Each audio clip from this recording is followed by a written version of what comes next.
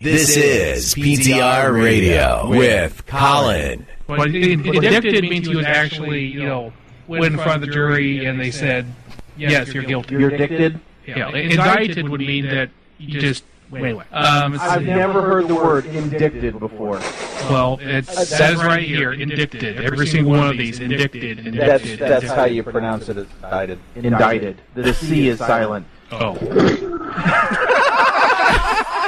And now, live on the fabulous interweb, PTR Radio. This is PTR Radio.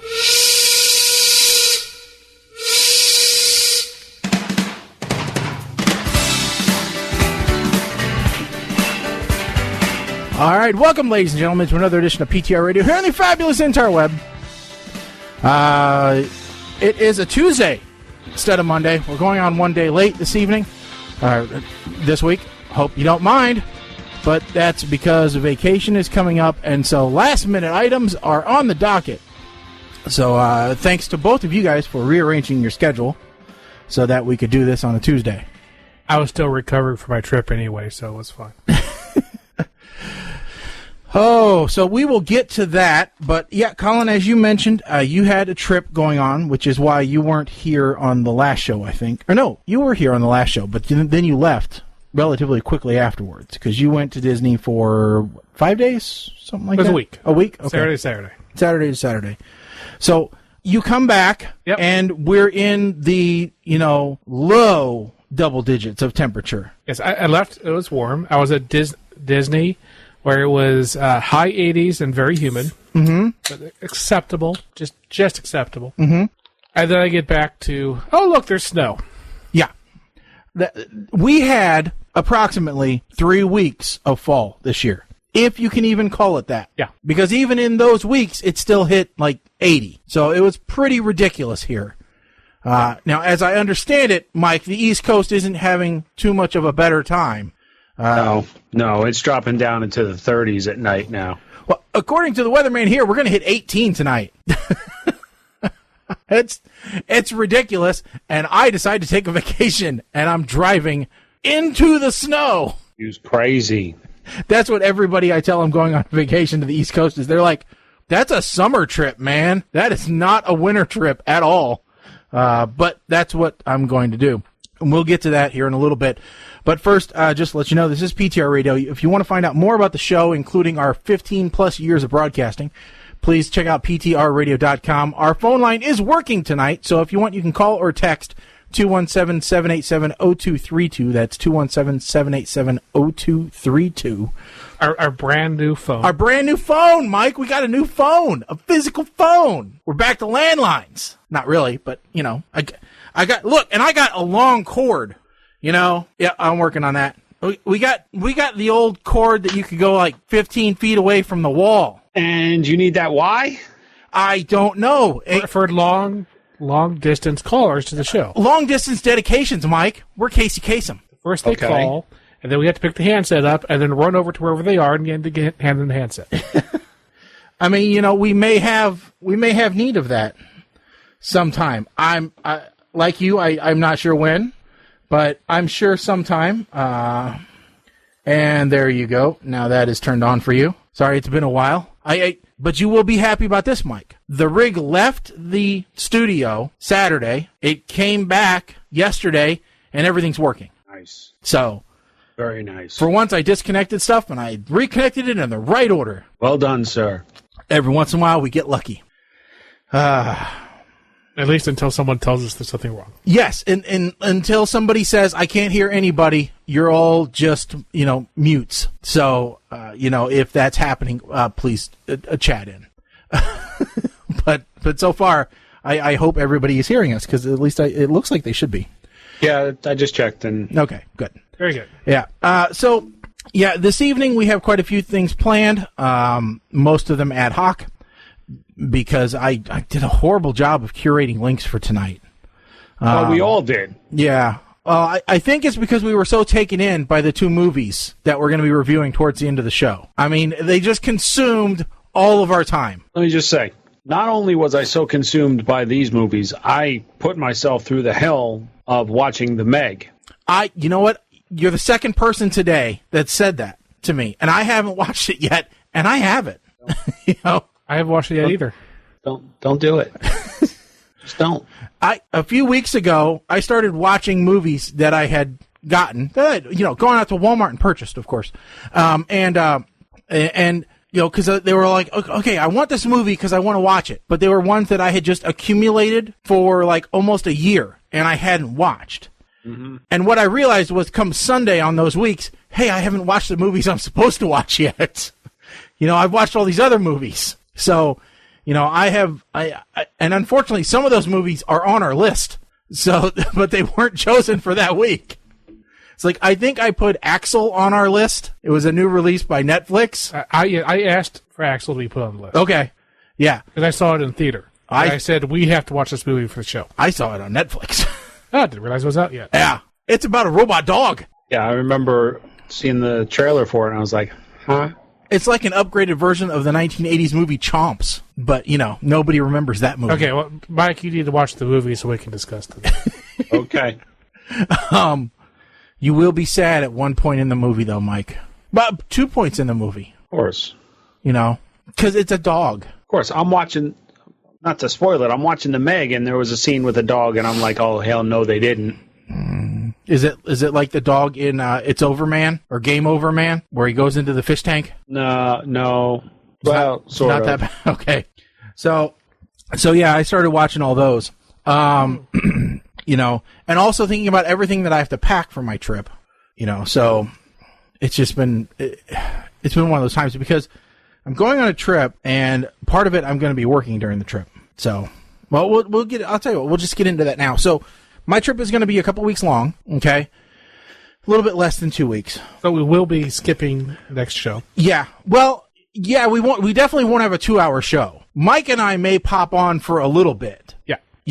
In person. Perhaps. Yeah, perhaps. Depending upon how it's going. As much as Mike and Shaggy can do using a cell phone, holding it and going, "Hi, everyone." So, And without pissing off our wives, doing it. Yeah. But I think it'll still be fun. So I'm going to visit my sister-in-law for a week, and that is a technology desert right now. Okay. They have internet and they have wireless, but they don't have Roku or Fire Stick or any of that. So I'm like Moses coming down from the mountaintop delivering, multimedia. I was going to say, those are easy things to transport. Yeah, well, I'm taking extras from my house because, I upgraded several units, so I have a few extras now.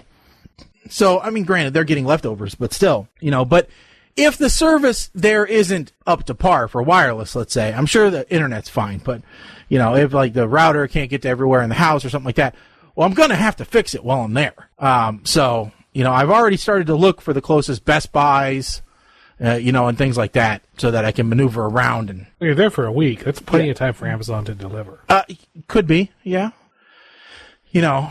But so I'm gonna go there, and then we're gonna spend Thanksgiving and my sister-in-law's birthday with her, and then I'm heading to see Mike for a night. Well, I'm going to New York first because Rockefeller Center during the wintertime, you can't miss that. Yeah. So this was my question. Yeah. Because I said this to Kim. So you're going to drive from Maryland. Uh-huh. What time are you leaving? Early, probably, 6 or so. I don't know. Okay. Then you're going to go to New York to Rockefeller Center. Well, the idea is that we wouldn't actually drive there. Like I asked you for suggestions on what was the best method to get there. So yeah. Right. Yeah. But so after driving from Maryland, you're going to go to Rockefeller Center. Uh-huh. And then you're going to come back, check into the hotel. We're going to meet for dinner. Yeah. And then what? You're leaving New Jersey? The next morning. No, we're staying the night. And then probably the next morning, I don't know, mid-morning or so, she wants to get up into Vermont. So, and that's not a short drive. No, that is not a short drive. Yeah. And when asked, why do you want to go to Vermont? Well, I want some cheese. What? Yeah. Oh, wait a second. Now, you have to understand, we live in Illinois, which is just south of Wisconsin, which is known for cheese. If she had said maple syrup, maybe, okay, Yeah. but hold on. Well, we can get maple syrup here. Yeah, lots of good maple syrup here in Illinois. Yeah, so It's about 6 hours from where you are to Vermont. Okay. Yeah, okay. For some reason, I was thinking different, but yeah, 6 hours is not It's not bad. That's an afternoon. terrible. I mean, we do 10 when we go to her dad's, so, but that's also assuming you're not going to hit any traffic and what have you. Yeah. I would tack an hour onto that. I usually quite tack, honest. for every 6 or so hours, I usually tack on at least an hour for gas and stops and traffic. You know, because you're going to have to stop and pee at least once. You know. Okay. So, because Kim was like, are they going to get back in time from New York to go to dinner? I mean, is that feasible? I'm like, well.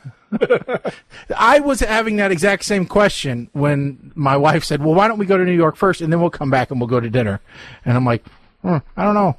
But I really think she just wants to go see Rockefeller Center, then turn around and come back. Well, at that point, honestly, you might as well just go on Tuesday because you're going to practically drive through or drive past to... Yeah, I'll tell you what, I have this. The last time I was in New York, granted, that was like 16, 17 years ago, but I can't imagine the drivers have gotten any better. Well, All right. no.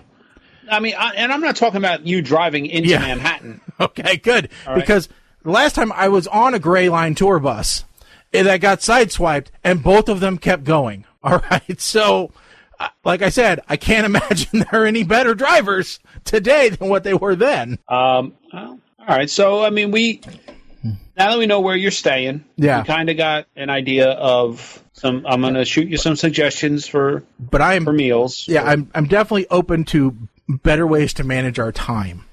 So, you know, because better ways to manage your time that does not make your wife angry. Yeah, exactly. I'm shooting from the hip on a lot of this. You know, but I also didn't want to. That's a work day. I also didn't want to put anybody out, you know, or any of that kind of stuff. So, you know, I was trying to be conscious of all that kind of stuff. So, I'm just looking to see when is the tree lighting. That's not until Wednesday, so we are going to miss that. So, really, you're not even going to see the tree lit up or anything. She just wants to see it decorated. You won't even see that. Well, by Monday, shouldn't it be decorated? It just won't be turned on? 50-50 shot. Okay. They may still have all the scaffolding up around it. Okay. They may bring that down on Tuesday. Okay. For the ceremony, or they may actually not even bring it down till Wednesday, the day of the ceremony, to make sure everything is in place. Okay. Yeah, so I have to do a little bit more research. Just kind of throwing that out there. I mean, I'm not trying to rain on anybody's parade. If it was up to me, we wouldn't go to New York. But it's not up to me. Well, I mean, I don't mind seeing, like, you know, like I said, it's been a long time, so I don't mind seeing, you know, Times Square. I don't mind seeing, you know, the park, Central Park. I don't mind seeing that kind of stuff again, you know, because there's still lots of photo opportunities even in the wintertime with those places. And so I don't mind seeing that. And the last time we were there, we weren't a couple, okay? So, you know, that makes a big difference too now. So, yeah. You know, but she's not interested in that kind of stuff. She wants to see Central Park, or she wants to see Rockefeller Center decorated. Now, I'm sure there'll be other decorations and things like that. She just thought that the tree would be done because the parade is Thanksgiving. So she thought that, you know, would mean that the Christmas stuff would be up. It would be up. It'll probably be covered with scaffold. Yeah. You know, I don't know. I'm playing a lot of stuff by ear, so... But yes, if it's going to be covered by scaffold, I probably want to tell her so that she can manage expectations.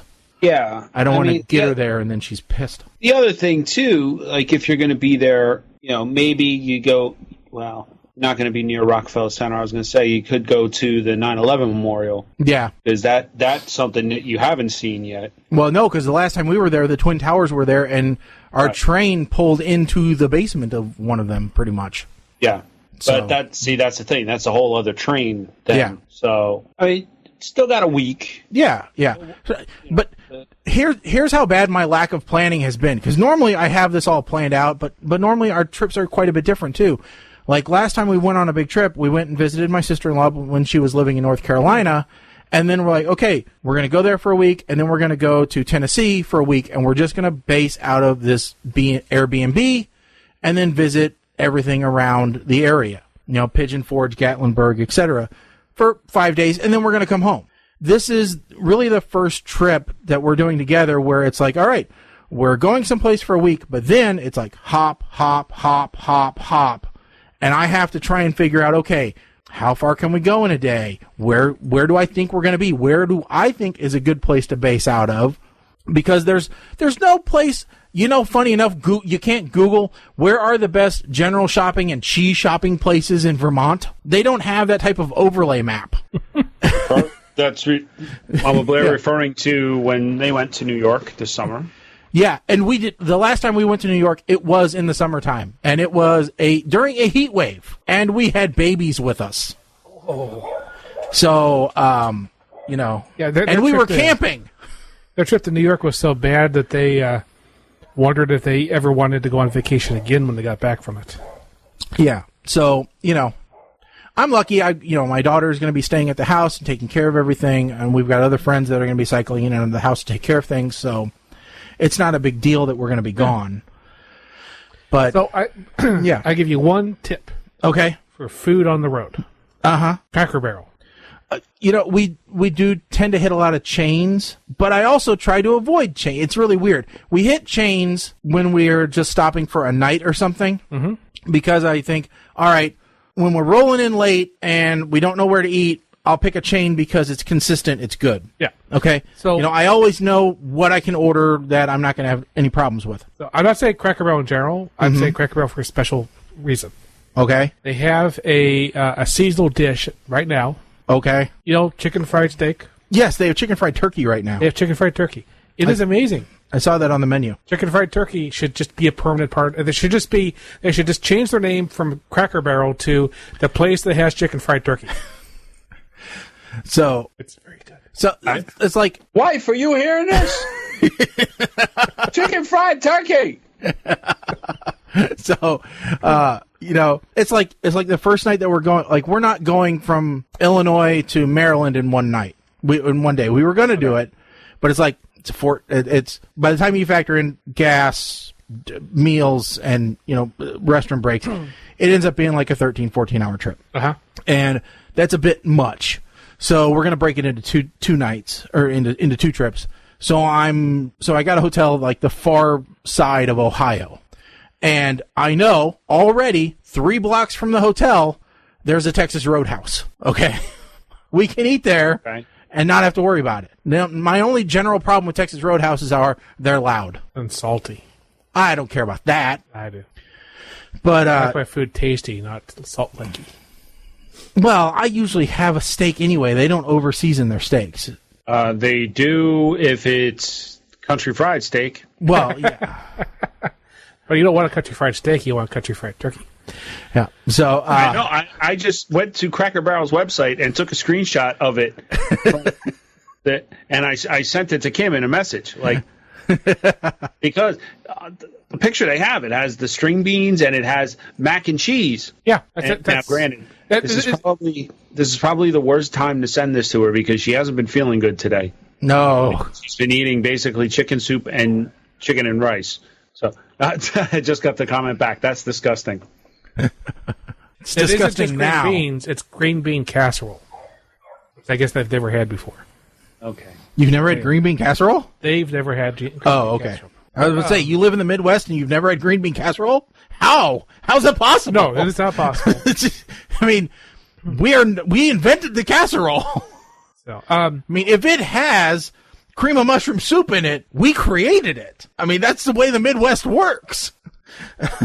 So I just got back from vacation, and there's a couple of things I wanted to talk about there. One is, I keep getting comments from people at work wondering why I keep going on vacation to Disney. Well, you answered this on I think maybe like 2 or 3 trips ago, where you said that's your default location. It's my default location, but I explained that it's cheap, and they cannot understand this concept of going to Disney is cheap. So I just wanted to real quick go through. That's because you have a Ponzi scheme to get free Disney bucks. No, the Ponzi scheme was closed.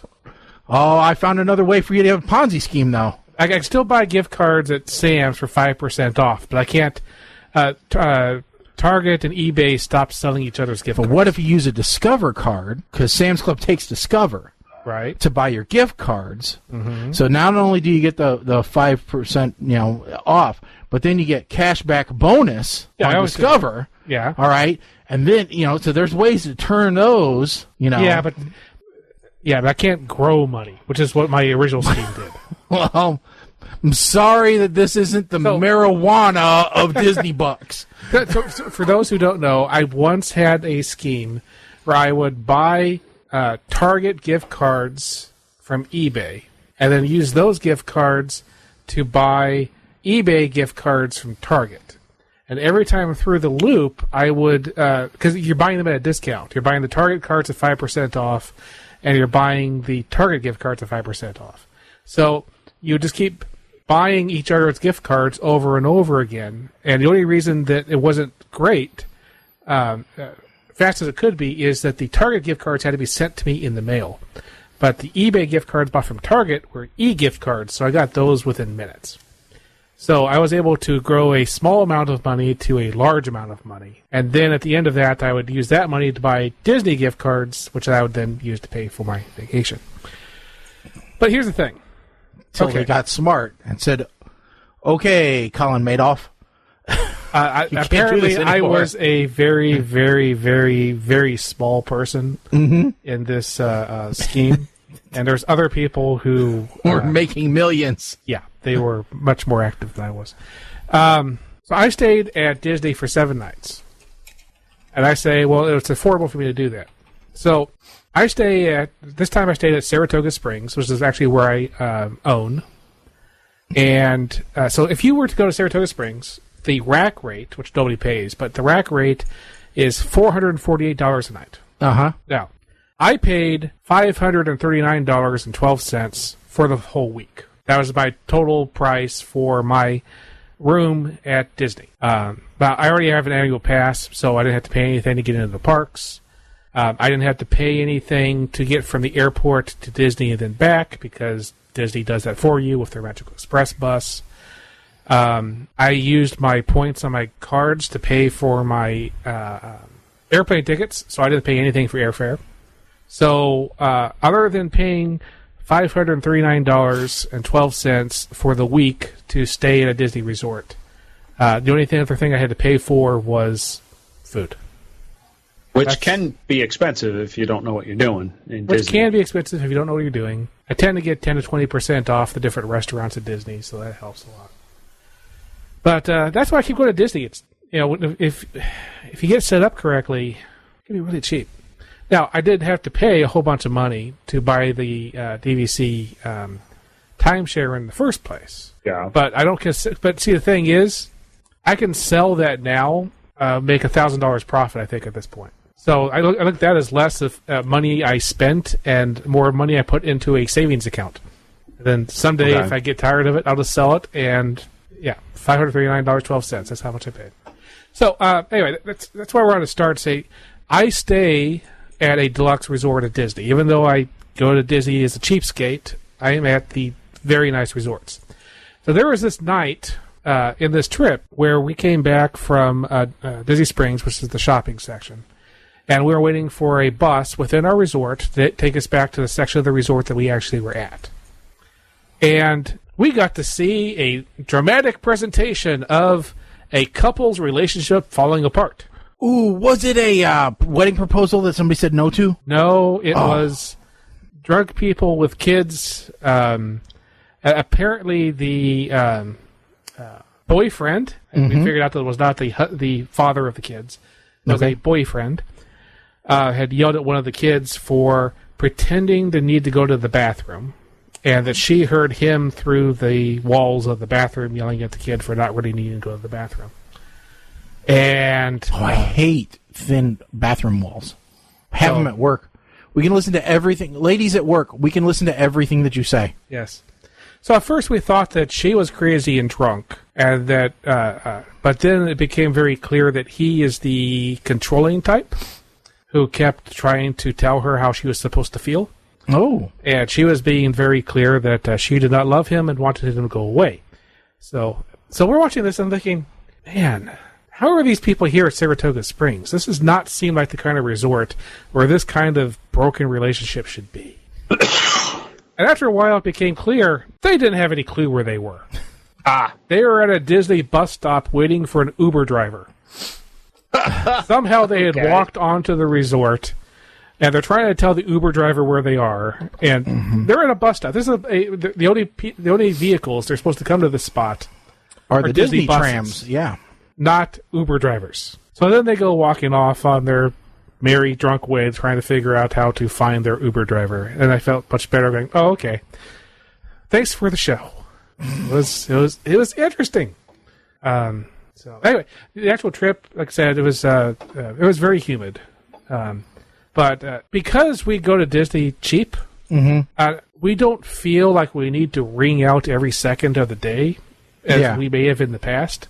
Or, it's Shaggy, if you go to Disney, that's very important. When I did my 5-day Disney trek, yes. I wanted to hit the parks, it was important to try and do as much as I could because I wasn't going to be there. I have no idea when I'm going to be able to go back. So, it was somewhat important to try and get the most out of the experience. And it was an expensive trip for me because I don't, Yeah. So we didn't even set alarm clocks. We just kind of woke up whenever. I think we mostly got out of the rooms around noon every day. Ate oatmeal that we brought with us. Because, if you can eat oatmeal in your room for breakfast, then that helps get the food costs down a lot. Yeah. Especially when you fly Southwest. There's 3 of you. You fly Southwest. You have 6 checked bags. Yeah. You really only have enough clothes for maybe a bag and a half.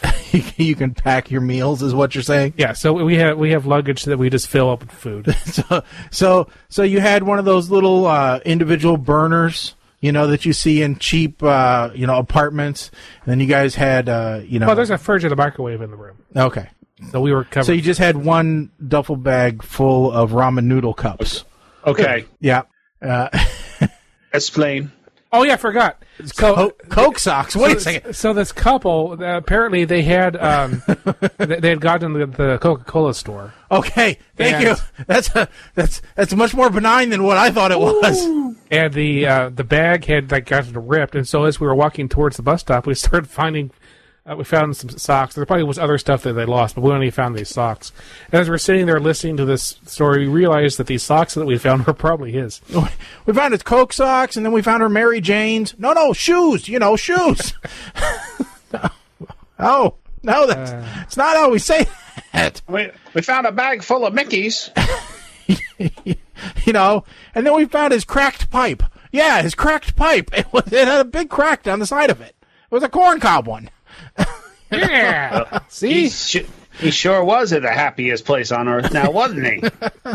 So other than that, it was just, it was a vacation. It was a fun vacation. I was a bit happy to get back, which is a good thing to be on a vacation. I always like to be happy to be home. Never happy to come back.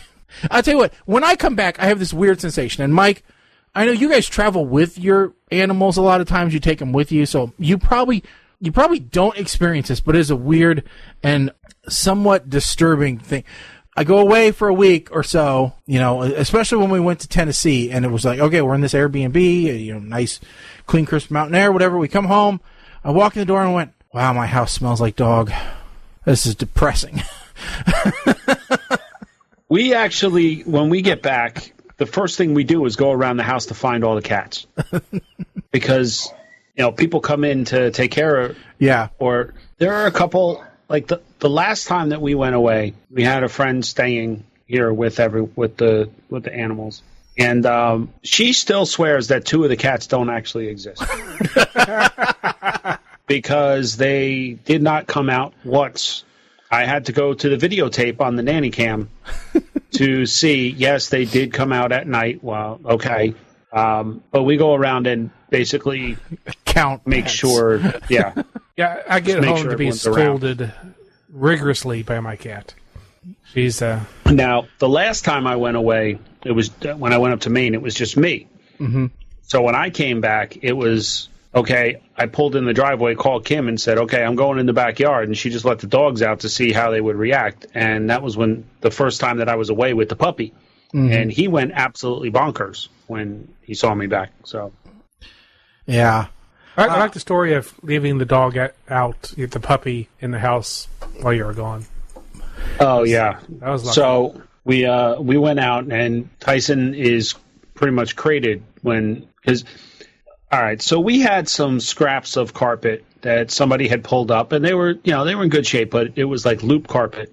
Mm-hmm. And the original plan was I was going to recover one of the cat towers with it, but it wound up being too thick. So we put a piece of it in the back room because the floor in our back room gets cold. It's basically just a concrete slab. It was a porch or patio, and they enclosed it. So it's really not a true floor. It's kind of like a framed patio. It's more like a 3-season room than it is an addition. Yeah. So, and it's just the vinyl flooring down there, the vinyl plank flooring. So the floor gets cold. So we put it down there. He starts chewing it up, and it's like one of those old scenes where you find a thread on the sweater in the cartoon, and they just start pulling it, and the whole sweater disappears. Well, that's exactly what was happening with the rug. So the fact that we went out, and Kim, I am going to blame this on her because she was the last one out. She didn't put him in his crate. And we got home, and we were like, But luckily, he did not destroy anything. We are learning that he cannot have toys that have the polyfill stuffing. Okay. Because he makes snow with them. It's like that picture where, thank goodness you're home, this exploded, and I have no idea how it happened. Puppy in the middle of the room, enveloped by all this, This is one. This is why I can't have an Amazon camera, although I am thinking about it. We actually leave the TV on in the living room during the day for the bird. Mm-hmm. If it's storming, we will put on like SWAT or Die Hard or something like that for the dogs. Well, see, the Amazon camera is sitting next to a one of these. An Echo? It's one of the newer Echoes. But the Echo is on my account. Okay. And the camera is on my mom's account because it's her house. But it just happens to be sitting there. So she can turn on the microphone and speak through the camera. And since mine doesn't know that they don't know about each other. You're crossing the streams, basically. It actually will listen to the command and start doing stuff. Yeah, my wife was not a fan of the Echoes, but I think she is slowly, slowly getting used to the one in the garage to open and close the garage door. Although she keeps calling it Alexis instead of Alexa. I used to have a coworker named Alexis, and she actually had to rename hers to something else. I think you only have the options, unless they change it, to it's either Echo, Amazon, or Alexa. Or computer. Oh, really? Yeah, they talked to Star Trek and found out, hey, they don't hold a copyright on name activation by the name computer because it's a generic object. Okay. So, yeah. So you have a story we need to talk about. Yeah, Mike, I was really surprised the other day when I saw your note about Spike Lee passing away. Or Stanley, I'm sorry. I was reading a New Zealand newspaper, and evidently they can't keep things straight either. For the obituary headline: characters first, superheroes next. Spike Lee dies at age 95. Oh, Lord. With a picture of a noticeably elderly white man. and of course, someone says there's something different about Spike Lee, but I can't quite place it. And then another one that says Spike Lee is 61 and most certainly alive. No. But yeah, Stan Lee, boy, I hadn't heard it. Obviously, he's an older man. I didn't hear anything about really bad things about his health. I mean, we'd heard about Ruth Bader Ginsburg falling and breaking 3 ribs and being hospitalized for it. I knew that Stan Lee had a bout with pneumonia not too long ago. And we know he's having some mental issues. Yeah. So. Yeah, he's starting to. But. So for this is, it was. I didn't see it publicized as much as I thought I would. Oh, I saw. But maybe it's just my feed didn't, Yeah, my feed. Oh, God. Every entertainment-related outlet. Yeah. TMZ, Sci-Fi, Fandango. NBC News, CNN. It was everywhere. Okay. Well, good, because I was feeling like it was underplayed, and it shouldn't have been. No, it was not. Now, okay, good. And it's kind of funny, like, I remember the day that Farrah Fawcett died. Everybody made a big deal about that, but then later that evening, Michael Jackson died, and everybody was like, Pharaoh who? Yeah. So that morning, the guy that did the voice of Hal, the computer, in 2001: A Space Odyssey had passed away. Okay, but he's just a voice on a computer, on a movie, you know? True. I mean, he's like the guy who plays Chewbacca, all right? I don't know that name. And you are not a true fan. The Force is not with you. No, I'm a Trekkie, not a Warzy. You know, those are the two distinguishing things. Star Wars, I finally saw Solo, you know. I haven't bothered to watch the other one, Rebel 1 or whatever in the heck it's called. Oh, so you watched the bad one and not the... Yeah. I thought Solo was okay. I thought Solo was okay as well. Yeah. But Rogue One is better. Mm-hmm. I'm Blair saying that Stan was going to be on her next picks. Now she's going to have to reconfigure that. Yep. Which is a reminder, it's coming up soon. Yep. Yes. Everybody needs to be thinking about it. Come Thanksgiving, the site will be open again. We will blast it out through all of our social media contacts on how you can put in your picks as well as get other people to put in picks and get your referral points. This year's death pool is pretty well done. Well, it's not over till the fat lady sings, but the Glacier does have a fairly commanding lead. And the first strike. Yeah. I mean... If George H.W. Bush and Bob Barker manage to die... He'll be the first one ever to go 5 for 5. Yeah, and somebody will be talking. Other things. I have to go back and look, but I believe that he's already the first person to ever have 3 picks in 1 year. I think so. I think the most we've ever had before is 2. And as of right now, it's got, almost a 30-point lead on Red Rhino. So who does Red Rhino have?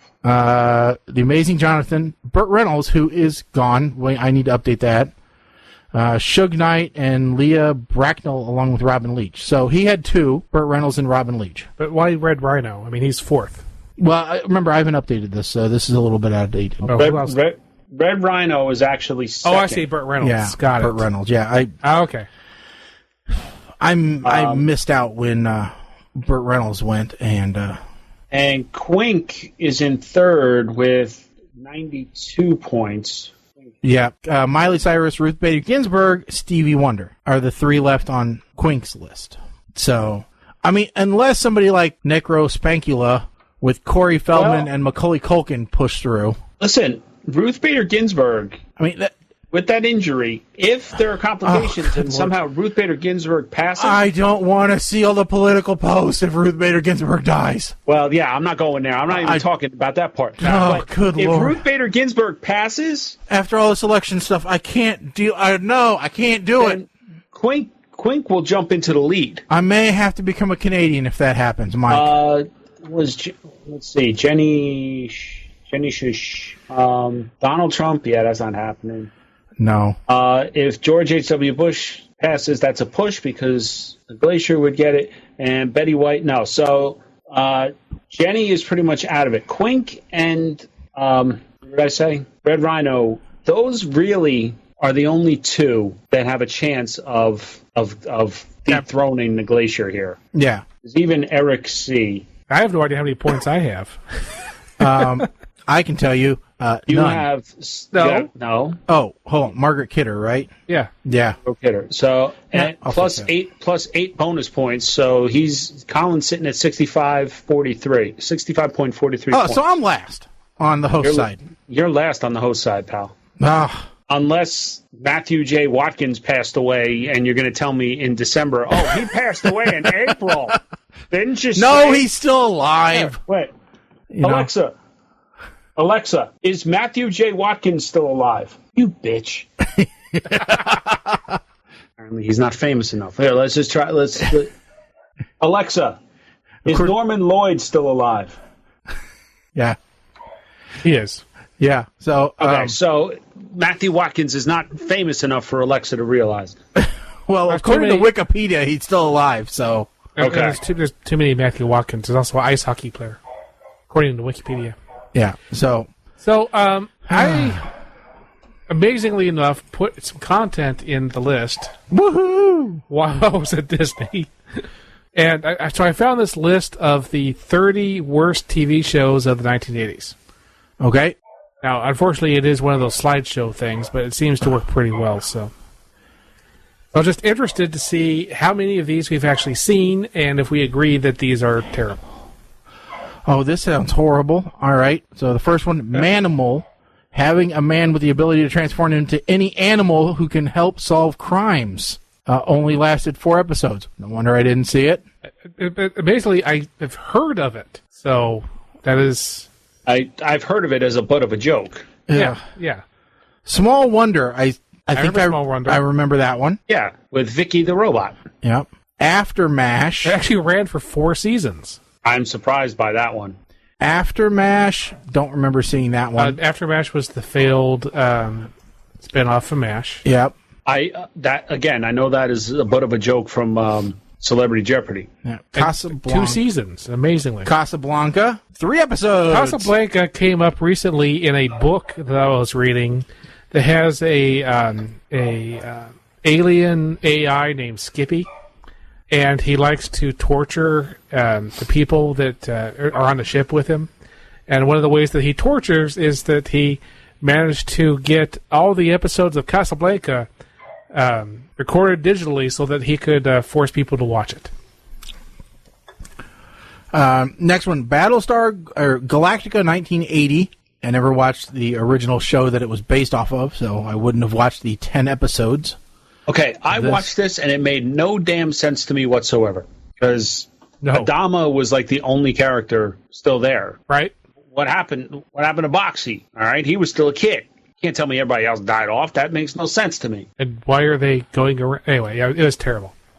Next one was One of the Boys, which it's kind of like Cool Kids that's on right now. Which, by the way, Mike, you got us hooked. All right, my wife and I, thank you for pointing that show out. No, big fans. You got to thank Colin. Okay, Colin, big fans. And sadly, I'm hearing that it's on the chopping block. No, it's so good.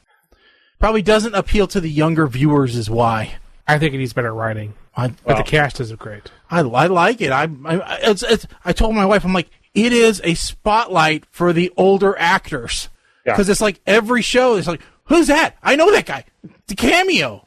I know him. Kim is like, Vicki Lawrence does not look like she belongs on this show. No, she looks great. If she's really, well, she is. She's 61. I looked it up. And she looks absolutely amazing. So this one was, it starred Mickey Rooney. Of course. Meg Ryan, Dana Carvey, and Nathan Lane. And it's the premise of a grandfather moving in with his college-aged grandson and grandson's roommate. And you look at this going, that's an amazing cast. They're still trying to make that show today. Yeah. Just with different actors. Next one is The Powers of Matthew Starr. I vaguely remember this. No, I don't remember it at all.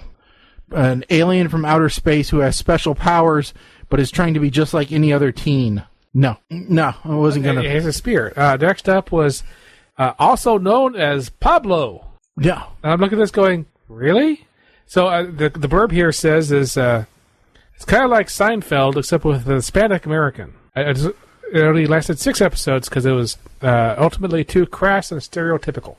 Next one up, Life with Lucy. I have a problem here. Okay. Because the blurb says, after the Cosby Show became a comeback hit for ABC. Did I miss something?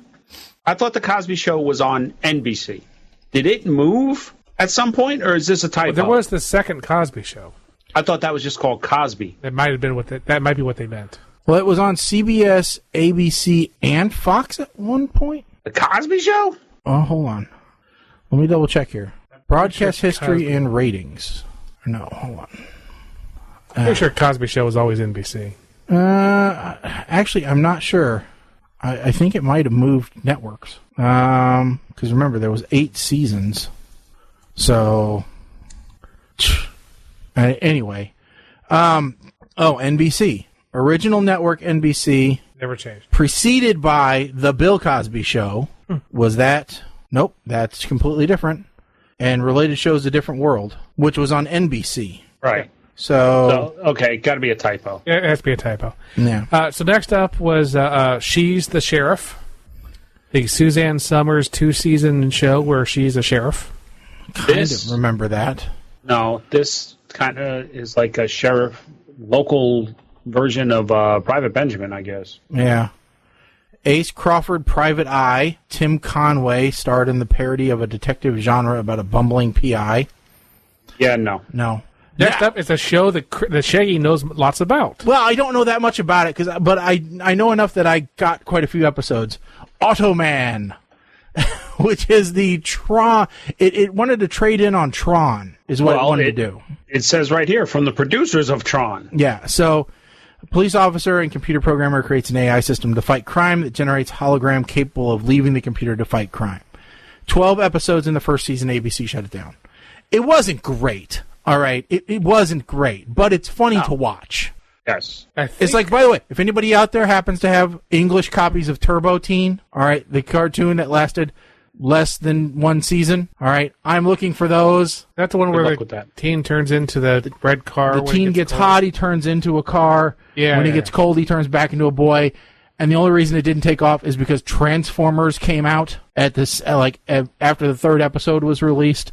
Transformers came out. I want pole position. No. Yes, I want pole position. So if anybody knows where pole position is, but Automan has a relationship then with Life with Lucy because it's actually Desi Arnaz Jr. Mm-hmm. Go ahead with the next one there. Bad Cats. Mm-hmm. Never heard of it. That's one of Michelle Pfeiffer's first starring roles. That only lasted 10 episodes were made, 4 episodes were shown. And apparently we don't know anything else about it other than that. Okay, so the next one, Beyond Westworld. You'd think with the resurgence of Westworld, this would be, a wanted thing. Well, Beyond Westworld. See, this was a TV adaptation followed up from 2 movies. That never works. Very rarely does a TV adaptation from a movie work. Yeah, canceled after 3 airings. Doesn't even say 3 episodes, 3 airings. Next up was, This one, Black's Magic? Yep. Never heard of it. I've never heard of it either. But it stars Hal Linden as a crime-solving magician. Sure. Okay, another case in point. Breaking Away. This was a movie, or it was based on trying to ride the success of a movie. And this was actually a prequel, which is stupid. Although I noticed that the face that's turned away from us is Jackie Earle Haley, who actually was in both the movie and... next up, Concrete Cowboys. The original film in 1979 starred Tom Selleck. CBS optioned the story as a TV series starring Jerry Reed and Jeffrey Scott in 1981. And after 7 episodes and not even 2 months on the air, the network canceled the show due to low ratings and poor critical reception. Then next is The Devlin Connection, a 1982 series starring Rock Hudson. Along with his son, he solves weekly crimes. Apparently, they didn't really know what the show was supposed to be, so it actually changed styles multiple times. It only showed 12 episodes. All right, I skipped the next one and went straight to number 20, Gung Ho. Now, they say Gung Ho was a mediocre film in 1986, and I have to argue that point. It was a very funny film. I agree with that. But Hollywood decided to try it as a TV series. The mediocrity continued, they say. Viewers didn't respond positively as the culture class concept of Japanese company taking ownership of an American car plant. 9 episodes later, it was canceled. And the one he skipped was Fathers and Sons, which lasted 4 episodes on NBC about a father who's also a baseball coach. And apparently, nobody cares. Starring Merlin Olsen, whoever the heck that is. He's an ex-football player, I believe.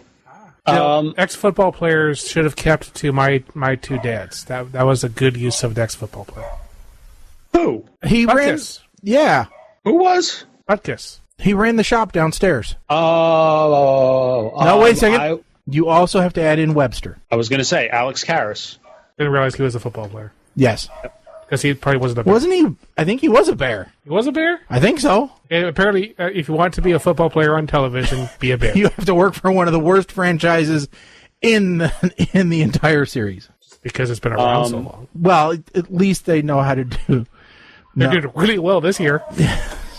So, Hardball, a buddy cop TV series that was trying to copy the Lethal Weapon franchise. No. Actually, 18 episodes, though. Then it was turned into a...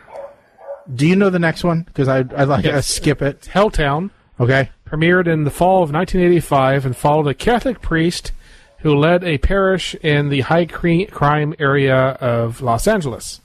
But he wasn't a normal priest. He was a cool priest. He was a former criminal himself. He could connect with the community, but he couldn't connect with its audiences. Only lasted half the season. Next up, The Highwayman, with a combination of Mad Max and Knight Rider set in the immediate future. Never heard of it. 9 episodes, and then it was gone. I remember the vehicles. To this day, I remember the vehicles of that show. That's all I remember. Had cool. That was the era when I was watching Airwolf and Knight Rider, and you give me a show that has cool cars in it, and I was going to watch it. Misfits of Science. I remember that show a lot. I'm jumping forward because some of these we're gonna take forever because we're only on. So Misfits of Science, I kind of remember that one. That was awesome. Okay, so that's one I need to find because I don't remember it too much. Yeah, I would love to find that one. Okay. And then Nero Wolf, it's another detective one. That was a bad Nero Wolf with Timothy Hutton is one of the best TV shows ever made. That is a different Nero Wolf. Man, Phoenix. I remember the Phoenix. Barely, but I remember the Phoenix. Man, I guess a lot of them I'm remembering. No, because there was one that I really liked, but I can't remember when it was. 1992 is when it aired. Because I want to find this. It's called The Hat Squad. Do you remember that one, Mike? Oh, right. Just by saying it, I say no. Well, it was on for a cop and his wife adopt 3 young boys whose parents were cops and or killed in the line of duty. The 3 boys became the Hat Squad, part of a police department that tries to track down violent offenders while still wanting to avenge their parents' death. There's a bunch of it on YouTube. Yeah, I'm gonna have to grab it because it was one season. I don't even know how many episodes there were, but one season. But this was one of the ones. This was one of the few ones where we got selected to watch pilot episodes of shows, and then we were called 30 minutes after the pilot was over and asked what we thought. We had to tune to a specific channel on our box that was only showing anything from 7 to 8 o'clock at night. And so we were this pilot test group where basically they quizzed us about the show to make sure that we watched it and then asked our opinion of it. And this was one of them that we watched that the entire family said, yes, we like the show. And then they put it on the air and nobody else liked it. So, and where's the wasn't there one with the little short guy that was I say short guy, but really short guy, 3 foot tall guy, where they were PIs or they solved crimes or something. I don't remember the PI one. I was thinking when you were saying that either you're talking about the Wizard, but I don't think I'm talking about the Wizard, but I could be. Not the Wizard of Oz, stupid. 1989. Nope, it's not the movie. It's a TV show. TV show in 90s with small person. Other word for small person. God, the Wizard TV series intro. Maybe that is it. I don't know. But I wish I could actually see something. But yeah, maybe. All right, so let's jump to the other list. Yes. Which is the most memorable shows. Okay. Because just going to the first 2, I want to see how many of these are either have been or are being rebooted. Okay. Oh, or should be. Okay. Yes. So Dallas. Number 1, Dallas technically was not rebooted. It was a continuation. Right. Okay. Magnum PI was rebooted. Is in the middle of being rebooted, yes. And I'm watching it. It's on my DVR. You may be the only one. Really? Really? They're going to cancel that show too? I'm hearing that's on the bubble. My wife and I like that show. Murder, She Wrote. My wife has seen every episode. Yeah, this one you can't even say remake because it's a plot that's been done so many times. Dozens of times. Cheers? You can't remake that show. No. Oh, I think they're planning to do another Frasier So sort of still doing well, but that was a spinoff. But yeah. The A-Team, they tried that movie, and even with Bradley Cooper, couldn't make it work. I thought that movie was awesome. Really? I honestly have not watched it all the way through. Did he just freeze? I think so. Yep. He's just sitting there daydreaming about the A-Team. Yeah. This is like, give me a single ping range, please. He's unavailable now, so I don't know what happened. Mike hates Skype. At least he's still around. He's still alive. His machine hasn't. All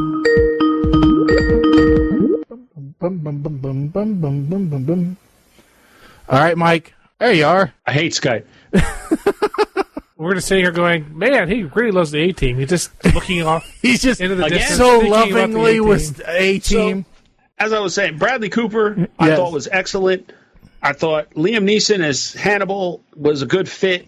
I even thought Rampage Jackson was good as B.A., but I'm going to get the guy's name wrong, but Charlotte Copley was an amazing Murdoch. I liked that movie. You know, I'm going to have to, I'll admit, I fast-forward watched it. I didn't, sit down and watch it in its totality.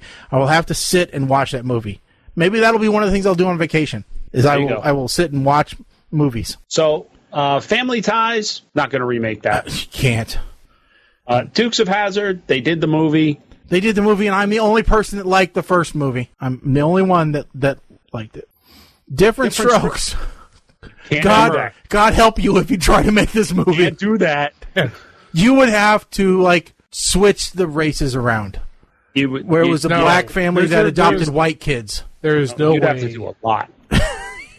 You couldn't, no. No. You might as well try to redo the toy. Freeform redid it as the Fosters. Oh, I just had a conversation with somebody about the toy the other day. At work, no doubt. It was like, him and his wife, it's his wife's second marriage, and, at least I think, was that who I was talking to? I don't remember. I was listening to I was talking to somebody. The toy? Yeah. Oh. The toy? Yeah. So, anyway, but he was trying to explain to his child why that movie could not be made again. And they were way too young to understand. All right, Hill Street Blues. It's been done. Yeah, to death. Who's the boss? No. If they did that, no. Tony Danza would want to do it again. There's no reason to do it. There's no reason. You know who they get, though? They'd get Matt LeBlanc to play Tony Danza's part. Yeah, I can see that. Miami Vice, they did the movie. Yep. No good. St. Elsewhere, yeah, how many doctor shows do we have? Let's just be clear about this, all right? If a show ever winds up ending the way St. Elsewhere did, there will be riots in the streets. Okay? That was the most frustrating ending until Lost. All right, next up, Designing Women. No. Dynasty. Isn't that rebooted already? Yeah, but I think it's been canceled. Okay. Knight Rider. They've already tried it. Twice. Yes, because they had Knight Rider 2000 and then Knight Rider. And then they had the reboot where he was a Ford Mustang. Yeah. That's what I meant by Knight Rider 2000, because they had the movie. No, Knight Rider 2000 is completely separate. Oh, was it? Yep. Guess I don't have. Is that the one where he's in the future and it's in the 57 Chevy? Yes. I don't. Yes. That's the one I don't have. I kind of want that one. And then there was Team Knight Rider. Forgot about that one. Well, there was Knight Rider and then Team Knight Rider. And then there was another Knight Rider that was actually on network television. Really? I missed that one too. Yeah, that's the one where Val Kilmer was the voice of the Mustang. I must have missed one in between there somewhere. So that was on right around the same time that they rebooted Bionic Woman. Now I've got the Val Kilmer one. Right. All right. I actually liked that one. Team Knight Rider was a syndicated show where there was multiple cars. Right. I know that. Okay. Well, there was a car, there was a motorcycle, there was multiple vehicles. Airplane. Yeah. Yes. Facts of Life, and they used the wrong picture. They didn't use the original Facts of Life cast. Why are you using? I want to see Mrs. Garrett because that's the one they could get Clooney into. Well, I understand that, but no, I want to see Mrs. Garrett. But Clooney was around one season with Mrs. Garrett. Yeah, at least when they built I think that was someone's signed picture.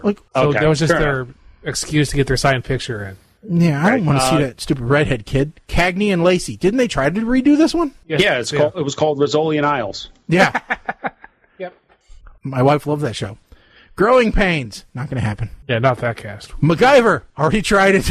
Still going. Is it still going? Oh, yeah. Never watched it. I watch it. It's a extremely guilty pleasure. Heart to Heart. This actually was rumored a little bit when DiNozzo was leaving NCIS. Oh, really? Oh, I never because thought of that. The guy who played DiNozzo on NCIS was a huge Heart to Heart fan. And if anybody watched the show, they remembered that the guy who played Jonathan Hart played his dad in that show. Well, for when he was leaving, he goes, nobody's ever seen my mom. Could we get the lady who played Jennifer Hart to come in and play my mother? And when that talk was going on, they were like, could we get the Harts back together for either a made-for-TV movie or a relaunch series? So they were talking about the original actors still. Interesting. Now, Cool Kids, by the way, is on the likely renewed, not canceled list. Oh, thank goodness. Okay. What about Magnum P.I.? Let's get... Okay, yeah, sorry. Cosby Show. Next up. No way in hell. It ain't going to happen. It ain't happening. Not unless it's on prison TV. All right? Nope. A Different World. Nope. It's like saying 227. L.A. Law. They already remade this so many times. Yeah. Taxi. No. Nope. One, because we'll never have another Kaufman. Roseanne. We already did this twice now. Yeah, and The Connors is supposedly doing well. Chips. We made a movie. And it was terrible.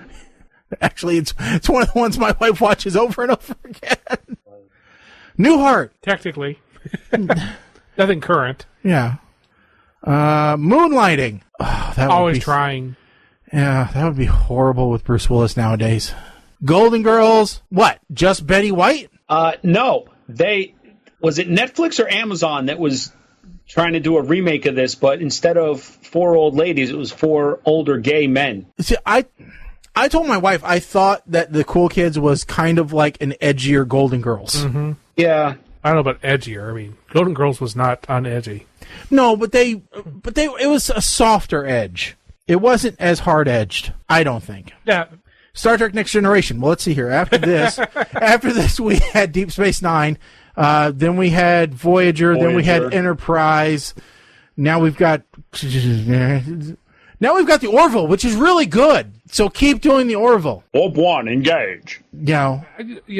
Actually, and now we've got Picard coming up, which who knows how good Picard's going to be. Better be good. Otherwise, Patrick Stewart's going to rip everybody a new one. Oh, yeah. Lord. There's this site is just... Yeah, it's good. This is going to be our go-to if we ever run out of show material, because there's just lists of every... Yeah. So let me go through real quick. Happy Together, likely canceled on CBS. The Big Bang started being canceled. Well, it's on this list. It's called canceled. See, Crazy Ex-Girlfriend canceled. iZombie canceled. Jane the Virgin canceled. Some of these are just shows that have already been... They're ending their runner. Yeah, Gotham. Lethal Weapon, likely canceled. Rel, likely canceled. The Gifted, likely canceled. Blind Spot, likely canceled. Actually, didn't I read The Gifted might have been picked up by Netflix or something? I did At the moment, it's still on Fox. Okay. Yeah. So if it does get picked up, it has to be canceled first. Mm-hmm. I Feel Bad has officially been canceled on NBC. I think that's the first cancellation of the year. Midnight Texas, likely canceled. Everything else is either renewed or likely renewed. Or good. So Magnum's good. Really? Good. Yep. Interesting. Now, we didn't get to this, but this did happen last week. It was Election Day, and we do hope everybody went out there and voted. I'm only going to talk about one particular election, all right, and it's not going to have to do with Illinois, all right? This is going to have to do with our friends in Nevada who thought that it was a good idea to elect a dead pimp. Okay, I have 2 stories about this. For those who don't know, Dennis Hoff, the owner of the Moonlight Bunny Ranch, which was featured in HBO's Cat House, which was back when HBO would show borderline porn in the midnight hour, and its sister station Cinemax had the moniker of Skinemax at that time. he decided he was going to run for state legislature. Because his motto was, in Donald Trump's presidency, anybody can get elected. Right. So he said, or he ran, then he died. But he it's my understanding that he died after the deadline for his name to be removed from the ballot. Yes. According to statute 293.302, his name was required to still be on the ballot. There was no time to select an alternate or to reprint ballots or to do any of that. So his name was still on there. However, at all the polling places, they put up signs, said notice of death of candidate, 2018 general election. In accordance with Nevada revised statutes 293.302, please be advised, the following candidate is deceased. Dennis Hoff, candidate for State Assembly District 36. Please note the name of the deceased candidate is on the ballot and must remain on the ballot. If you have any questions or concerns, please contact Nye County Clerk, and then they give the phone number. Right? So he won. Yes. So two things here. One, there is no way to sugarcoat if you're the Democratic opponent. But there was a very. Did you see there was a Colbert? Did you see the Colbert clip on that? No. They actually did a parody of her speech. Oh, her concession speech. Her concession speech. So it's very funny. By the way, he didn't win by a little either. 68.29% of the vote went to him. Now, here's the other thing. There's a theory that, well, Nevada is a red state anyway. Mm-hmm. Mm-hmm. So by electing Hoff, they get to appoint someone of their choosing without electing. Correct. To fill his seat. This is the epitome of voting for the party. Here's the interesting question I have. Actually, didn't even think about this till just now. Did he get more votes because he's dead than he would have gotten as a living pimp? I don't think so, because actual projections had him out ahead. Yes. Which is crazy. But being ahead and winning by 68% are two different things. Well, yeah. Maybe name recognition, just because his name... I mean, you can't exactly give equal time to both parties when someone dies. I mean, just... If I went and voted, okay, and I had to choose between... And let's say I'm of that... I have no idea where my political persuasion is anymore. But let's say I went and voted. Your pirate party, by the way. I probably would have picked the Libertarian candidate instead of voting I don't know that there was. Oh, I'm sure there was in Nevada. I think... Well, I mean, the graph I just saw only had two candidates on it. I'm sure whoever was Libertarian was so low. It was so low it wasn't counted, maybe. I'm just saying, I would have voted for Libertarian instead of voting for a pimp. For a dead pimp. No, a living pimp. A living pimp, okay. Now, if I had the choice of, I could vote for a dead pimp, at least it's for the Republican candidate, and we will replace him with somebody that okay, fine, I'll just vote for that. I would just say I would have had an easier time. Well, I assume. But you never know. They may replace him with a Republican hoe instead of a pimp. I mean, it could be that way. I think many people would consider that better than the pimp. If he was a Democrat and he died, could you imagine if the Democratic Party appointed Stormy Daniels? Oh my God! Yeah, just to piss off Trump. But they could still try and appoint Stormy Daniels, but that would be like shooting themselves in the foot. This is a county. This is a local district. It's not a federal district. It's not a national. But still, it's state legislature. Yes. So, but I mean, that could be a stepping stone to a national pulpit. Exactly. So, I just sent Shaggy this. Have either of you heard of this new trailer that's come out for the new Pokemon Detective Pikachu movie? I've heard about it because isn't Ryan Reynolds the voice of Pikachu? Yes. And I refuse to watch it because I can honestly say I know absolutely nothing about Pokemon except that thing is called Pikachu. And somebody chooses him. Yep. That's all I know. All I know is that I watched this trailer and I was like, "Is Ron?" He's not hurting for money. No, that's not what I'm saying. I'm just going going. What has Ron? I mean, what's he doing? It's amazing. I was looking at this going, is this real? Because this looks a lot like it's published on Warner Brothers. It has to be site, real. So It's ridiculous. Well, do we want to take a look at the quick trailer? That's why I said okay. So, all right. So let's take a look at it. To Rhyme City, a celebration of the harmony between a live humans action and Pokemon movie.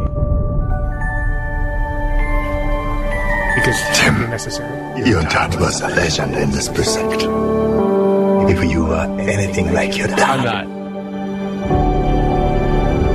I remember. You wanted to be a Pokemon trainer when you were young. How come that didn't really work out?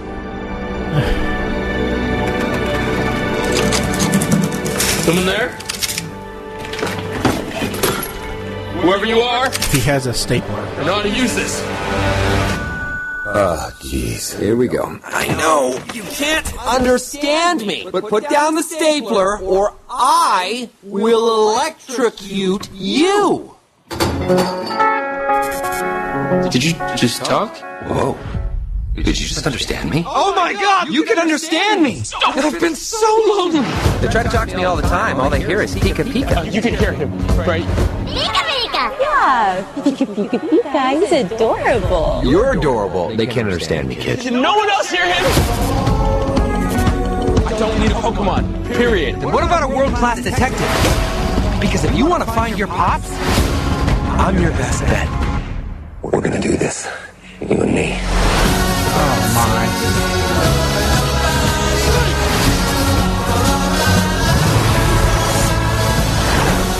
There's magic that brought us together, and that magic is called hope.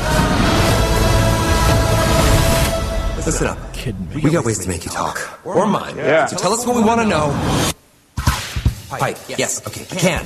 Shoving. Pushing. My problem is that I push people away and then hate them for leaving. He's saying you can shove it. What? I can shove it? Okay, that's it. No, we're switching roles. I'm bad cop. You're good cop. No, we're not cops. In my head, I saw that differently.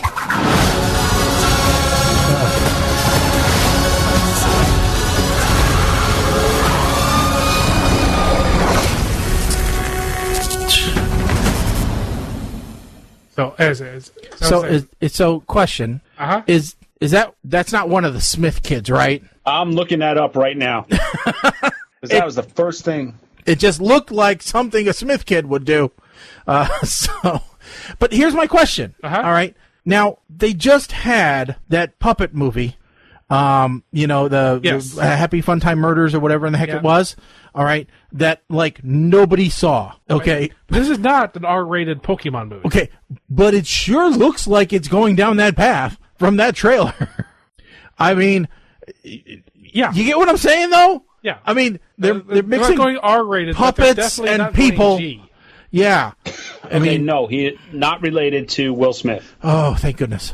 So, I don't know. I have mixed feelings about this. I do too, because I like Ryan Reynolds, but I hate Pokemon. It's got nothing to do with Ryan Reynolds. I think this is going to do well. Oh, I think it'll do ridiculously well. I think it's going to be one of those sleeper hits where it doesn't do so well in the theaters, but has a huge back end with DVD, rentals, and toys. You're going to see a resurgence in the Pokemon. Here's the thing. I think it's actually going to do really good in the theaters. I think it's going to blow up in Japan and China. Okay. I think its overseas market is going to... I can see where you're going with that, Mama Blair. I can... But I see this as one of the big hits there, where it has a bigger domestic take, or a bigger foreign take than a domestic take. I think you'll still have a fairly decent take there. Depends on the timing, when it comes out. And then there's also Once Upon a Deadpool coming out. Yeah, that I don't get at all. To me, that doesn't make any damn sense to make a PG-13 version of Deadpool, even if you are playing off of The Princess Bride with Fred Savage. And no, I don't. No, just don't. But there has been lots of complaints from parents wanting to be able to show their kids Deadpool because it's a Marvel movie and the kids want to see it. And Deadpool is definitely... This is Deadpool 2 that they're doing. And it's going to be PG-13. Yes. So have you heard anything about this, Shag? No, this is the first time seeing this. Oh, so they're going to get rid of all the cursing. They're going to get rid of all the sex scenes. Deadpool has kidnapped Fred Savage, put a Bears jersey on him, and so it's like Deadpool is telling him a story. Okay. So that all the parts of Deadpool 2 that they couldn't figure out how to... They can just flip back to scene. They can just flip back to Deadpool telling the story of what happened in that piece to Fred Savage. Okay. No, it isn't the Fred Savage playing the kid from... Right. It's actual Fred Savage. I don't like it. From the picture I've seen, they perfectly replicated the room that the kid was in Princess Bride. Next, you're going to tell me that they're going to take Harold and Kumar Go to White Castle and re-release that as a G-rated film. No, it's only supposed to be out for a couple weeks. It's just a Christmas special for... I mean, I guess it makes sense that, this is... From a marketing standpoint, it does make sense. Apparently, this was Ryan Reynolds, did this, guerrilla style. Got a couple guys in a camera. Got Fred Savage to come in. They shot this stuff in, one day. And said, here you go. So, I'm kind of all for it. It's like, Ryan Reynolds has this little bit of power right now in Hollywood, and he seems to be riding that power as far as he can. Oh, yeah. He is definitely playing it up and using it for everything that he can. By the way, the proceeds from it go to F Cancer. Yes. Charity, not, a charity. Yeah, so they're not making any money off this. Yeah. So, with that being said, fully endorse it. Get as much as you can. Do what you can. Or they didn't have to come. They had to come up with a different word for the F stands for. So it's fudge. Yes, fudge cancer. Temporarily renamed. Okay, so before we get to the movie reviews, boy, yeah, it got there quick, didn't it? I do have one more thing I want to ask Colin about. Yep. Is it against the law or the Disney law to display any political signage while within the park? So here, yeah. I think showing political signage isn't really the problem.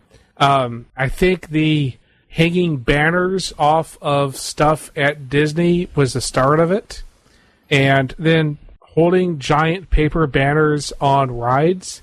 If it was just the Trump sign going down Splash Mountain, which is what this picture is showing here, that by itself probably would have been unremarked on. The fact that he had already...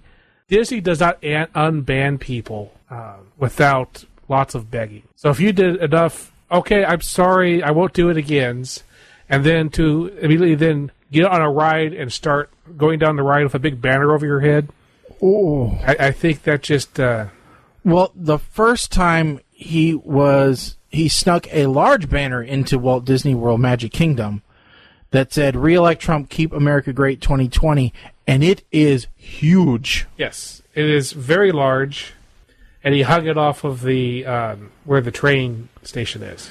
And it looks like an endorsement from Disney. Yes. That's the problem, is misrepresenting their brand. And on that one, it's misrepresenting their brand. Because their brand is, I would assume, because here's the problem. With any political endorsement, you are isolating 50% of your customers. I don't care which side you go towards, 50% of your customers are now angry at you. Okay? 50% are great, they love you, 50% hate you. So it's better, don't declare which side you are. Okay? Because then they can't be upset one way or the other, because you didn't say anything. All right? No, I think he was barely unbanned, and that's why this happened. I think, like I said, lots of people do lots of weird things on Splash Mountain, and that does mean that Disney does pay attention to Splash Mountain, because some people try to flash the cameras and stuff too. Yes. So that is something they pay attention to. They do the same thing at Space Mountain. Or never mind. Anyway, yes. They do another one where you get picture taken. So yeah. Now, before we do get to movie reviews, I have a quick question for you. Is there some reason why football players are pansies?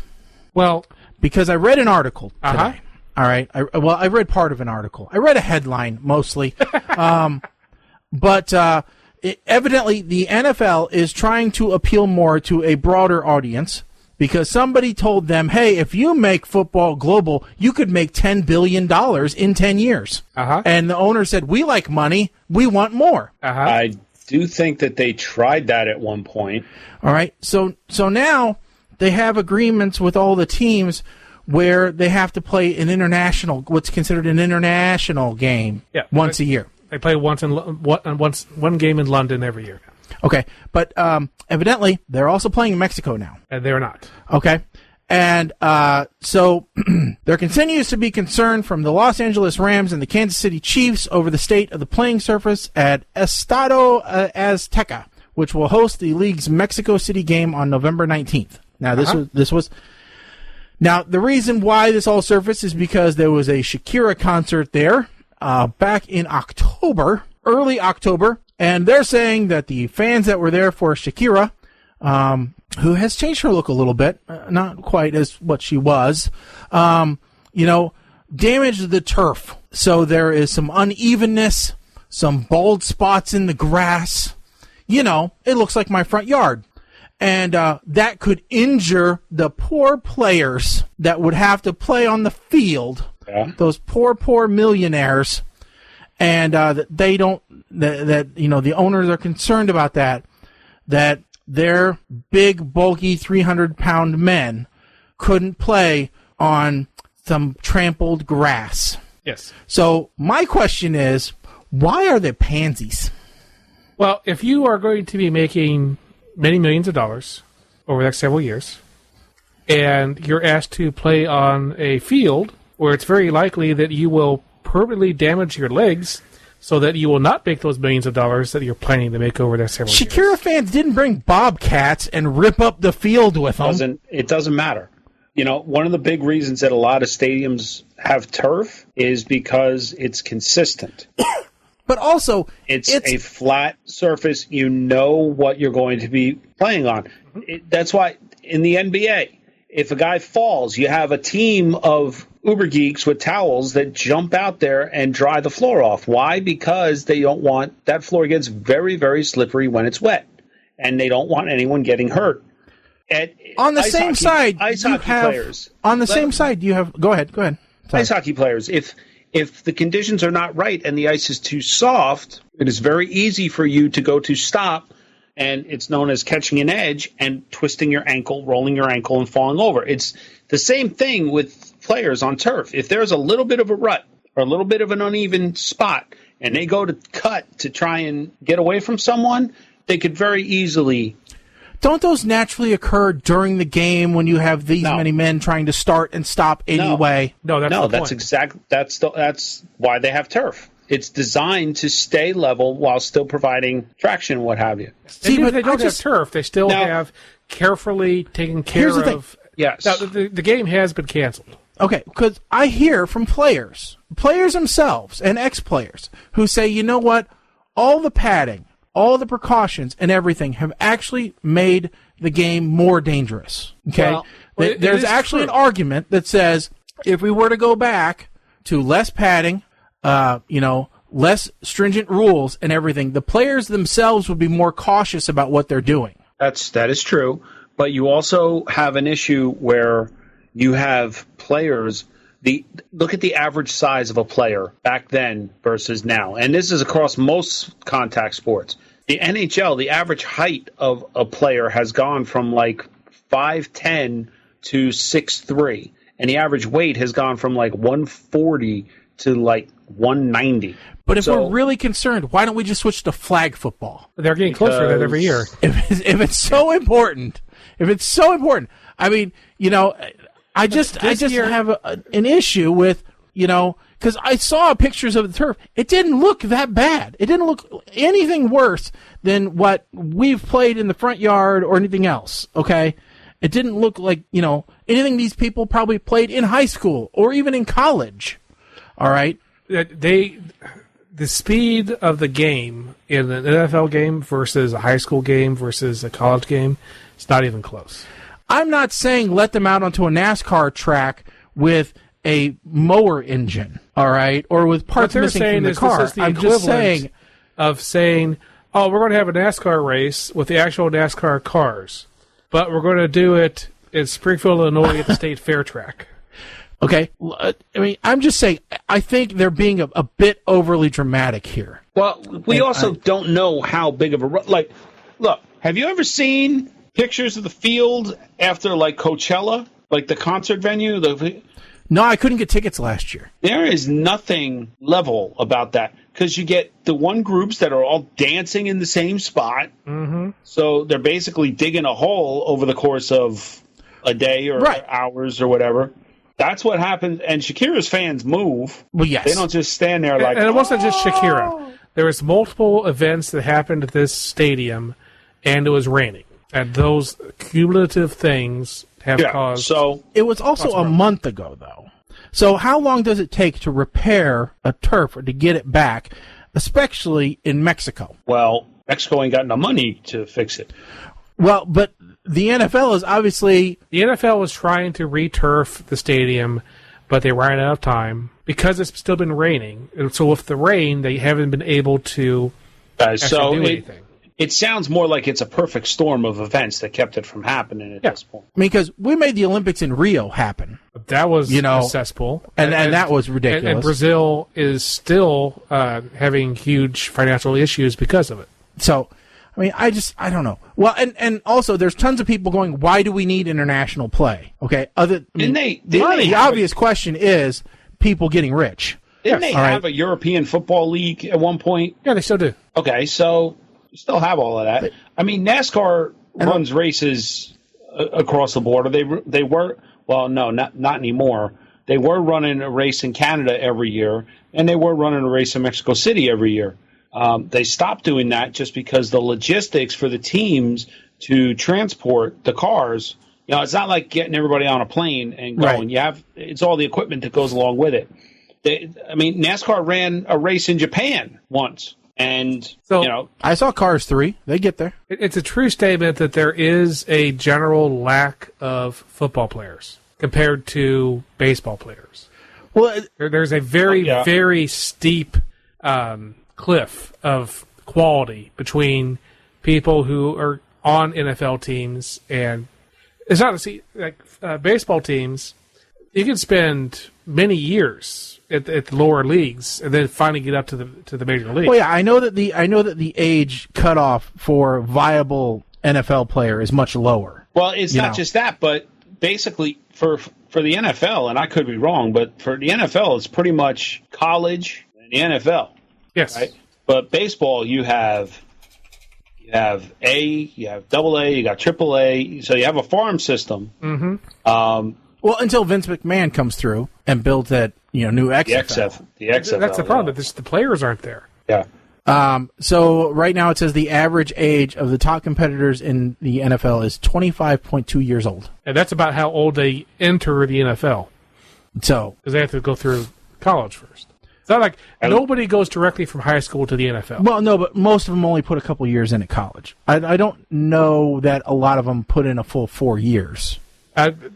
For NFL players, they generally at least get through their junior year. Okay. So they basically decide if they want to leave after the junior year or the senior year.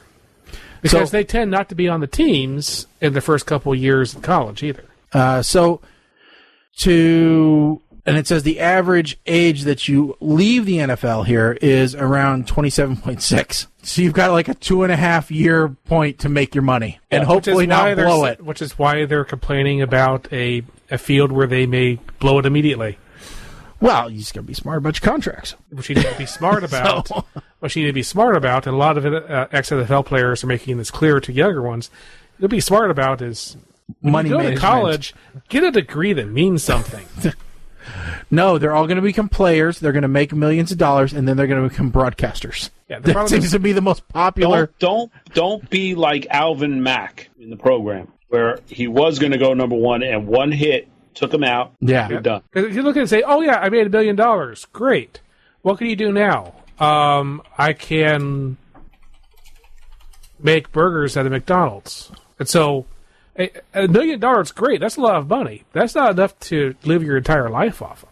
No. Especially when you spent most of it in that first year in the NFL.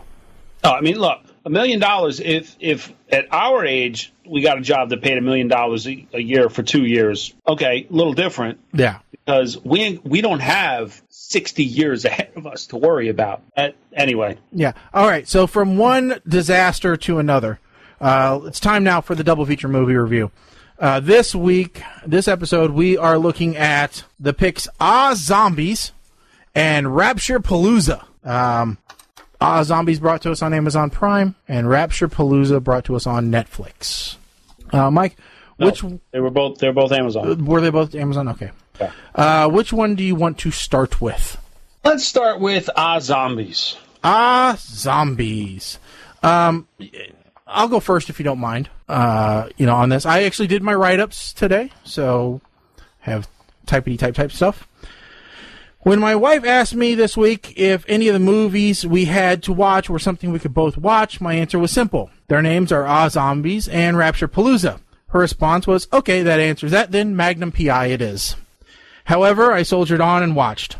Up first for me was Zombies. Mostly because my thoughts were if it was too graphic or horror-filled, then I could just punch out and feel better because at least I finished the second one. Too bad for me that Zombies isn't the flesh-eating Walking Dead brain-starved horror I thought it would be. Nope, instead it was a physics experiment gone horribly awry. Somehow this movie managed to slow the passage of time to near nothingness. I feel as if I lived 1,000 lifetimes within what actually only took 90 minutes. This movie is such a phenomenal time suck that should you be told that you only have 10 days to live, I would suggest watching Zombies over and over and over again, because soon you will find yourself welcoming death with open arms. Now, to the important part of the review, the plot synopsis. The movie has no plot. Here's what you need to know. The movie is told from the zombies' point of view, but they don't realize they're zombies.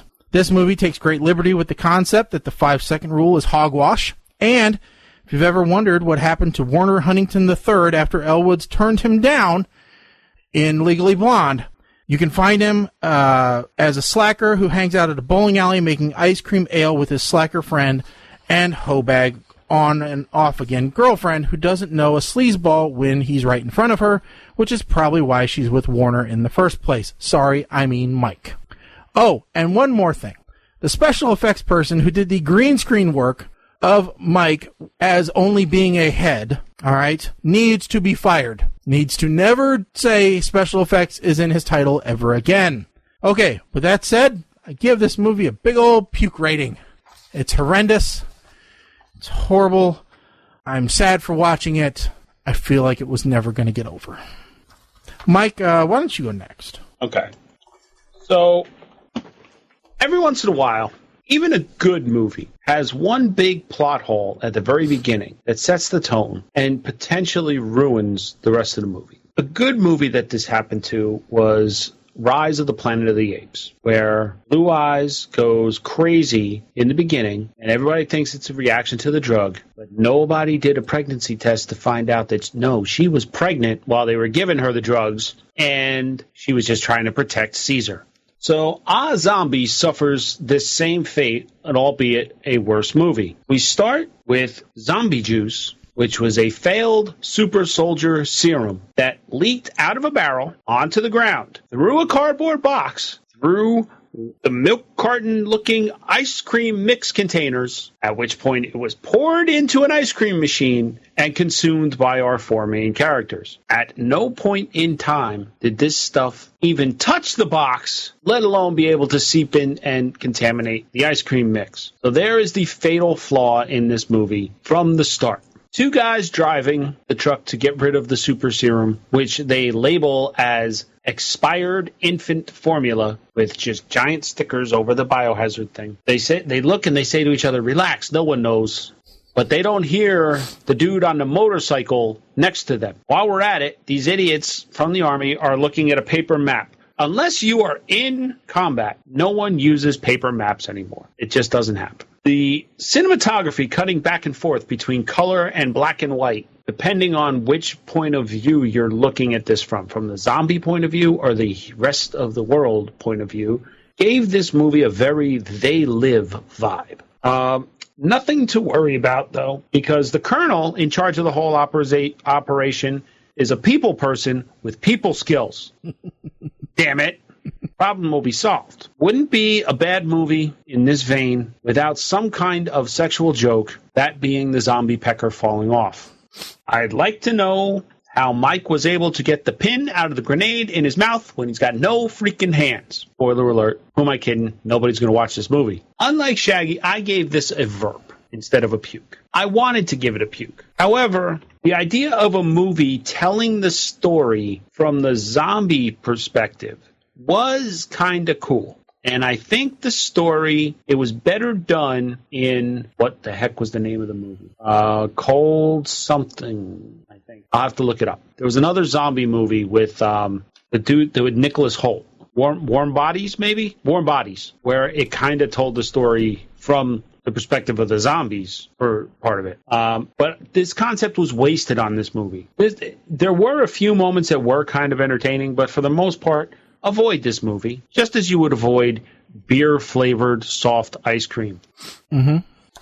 Colin, you're betting cleanup. Yeah, so this movie originally was called Wasting Away, which I think that makes it's a better name for it.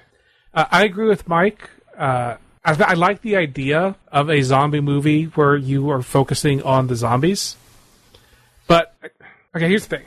If I'm going to watch a movie where you're focusing on the zombies, I want to where they think everything is still their normal, right? If you're a zombie, then you don't look at everything and say, oh, I'm falling apart. It should be like they still look human. And then the rest of the world changes. So that like there's a whole bunch of hamburgers running around and they're trying to catch it. Something like that. That would be fun. Beyond that, that's this movie, $1 million on this movie. Big budget. Big budget there, yeah. I went with a random emotion generator for my score on this, and I came up with Annoyed. Annoyed. I actually think we've had that one before. I'll have to find out. I'll have to look in my thing of where it lies. All right, next up is Rapture Palooza. We'll just keep this order going. The end of the world comes and you're not chosen to ascend to heaven. What lies in wait for you? Well, if you're anything like us, it's the movie Rapture Palooza, a movie that is supposed to be about two teens battling their way through the religious apocalypse. Now, 2013 is no stranger to the end of the world movies. We had Pacific Rim, World War Z, Evil Dead, Hunger Games Catching Fire, Thor Dark World, The World's End, The Purge, and what appears to be a direct competitor to this film, This Is the End. What Rapture Palooza doesn't have that all those other movies had is massive starfire, killer filming locations, and mass market distribution. To give you an idea, all the Rapture Palooza stars were big either way before or way after or never. For example, here's the cast that you might know. Anna Kendrick, John Francis Daley, Rob Corddry, John Michael Higgins, Thomas Lennon, and in a really bizarre twist, one of the bigger names, Craig Robinson, also starred in This Is the End, which was much more well-received, had a bigger budget, and starred Seth Rogen. Guess which one he's mentioned as being known for in his IMDb? You betcha, it's not a Palooza film. So, in this crowded space, how did the Palooza film fare? Well, honestly, I have to say this movie isn't too bad. And had the space not already been filled to the brim, I would guess it probably would have done much better domestically. I mean, it made more in Cambodia and Australia than it did in the U.S., to give you an idea of its money situation. That being said, I think the concept of a post-rapture world and adjusting to life in it is a fairly fresh concept for the time. I mean, until these movies had dealt with it, we all just assumed the planet blew up. This Is the End took a much more Mad Max feel to it, and I'm much happier with the adjusted new normal aspect that Rapture Palooza came with. We know we're all creatures of habit, and should something happen, we'll just adjust and keep moving forward. I also have to say that the addition of Dr. Ken as the big G.O.D. was a huge surprise at the end. And I very much appreciated that they didn't really crawl to a finish, but instead reacted much like I would like to think I would. Yes, I would like to say I would run away from the two most powerful beings who both want to kill me.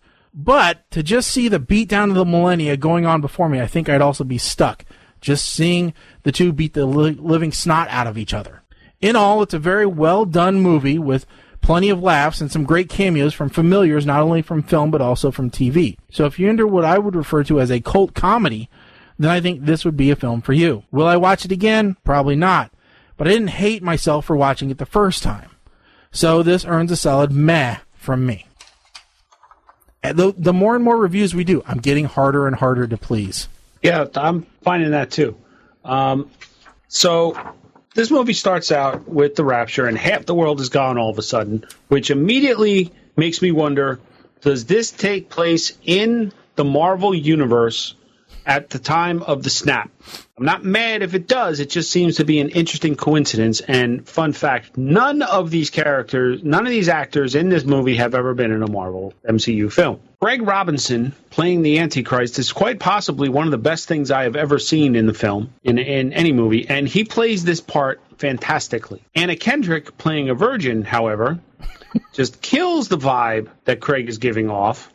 But now, at least, the believability of the film is balanced. Rob Corddry's mustache is quite possibly the most disturbing thing about this movie. And I'm not even talking about it's not the talking locust thingies. It's not the crows that curse everybody out. Not the pothead demons. No, it's the mustache. I kick so much ass, my feet need condoms. This is a line said by Craig Robinson. I'm going to use this line someday. Probably in the same night that I use the next one that he dropped. If I was a dinosaur, I'd be a lickalotopus. All right? This movie has got more one-liners so far than Talladega Nights, The Ballad of Ricky Bobby. But then we get to the end. Believability was up at about here. And this is an interesting point of reference that you refer to him as Dr. Ken. I refer to him as Mr. Chow. And when Mr. Chow starts acting as God, not a God, as God, the movie went off the deep end. So believability went from here to here. And then it dropped off the chart when the dude pulls out a BlackBerry to film the fight between God and Satan. And the ending kind of made me mad because it seems like the entire movie was nothing more than a giant PSA for why you have to have GFCI outlets within 6 feet of water anywhere in your home or outside your home. However, I'm going to give this a solid smile. Rewatchability, not really there unless you are a huge fan of one of the stars. But if you like movies like Hot Tub Time Machine, it's kind of in that vein of comedy. So if you like that, you'll probably like this movie a lot. Yep. All right, Colin, wrap it up for us. So it's interesting you say that because some consider this the third in the Hot Tub trilogy because it's the third movie in a row with Rob Corddry and Craig Robinson. So you had Hot Tub Time Machine 2, and this movie. Now, Jackie referred to This Is the End. This movie actually came out only 5 days before This Is the End. This movie cost $2 million. This Is the End cost $32 million. That could be debated. Was the extra $30 million really necessary? That was Seth Rogen's paycheck. Yeah. And Hermione and everybody else in that movie. And the other stoner dude, James Franco. Well, all of them were in there. So I think it's debatable. I think also I do have to point out, anytime there's one of these Rapture movies, it really bugs me when they start referring to the Book of Revelations, which doesn't exist. Technically, this is my own personal religion thing here, but I reject the entire Book of Revelation as a bolt-on that should not be in there. But that's just me. So yeah, I think, compared to This Is the End, which totally overshadowed this movie, it's definitely much more worth its cost. I lost my random emotion generator, so I'm just going to give this a whimper. Okay, I will have to look that one up as well. Yep, I can't remember where that one falls. All right, so with that said, those were both pretty solid reviews, I think, for these movies. Mike, on point as always. I mean, I'm writing my stuff down.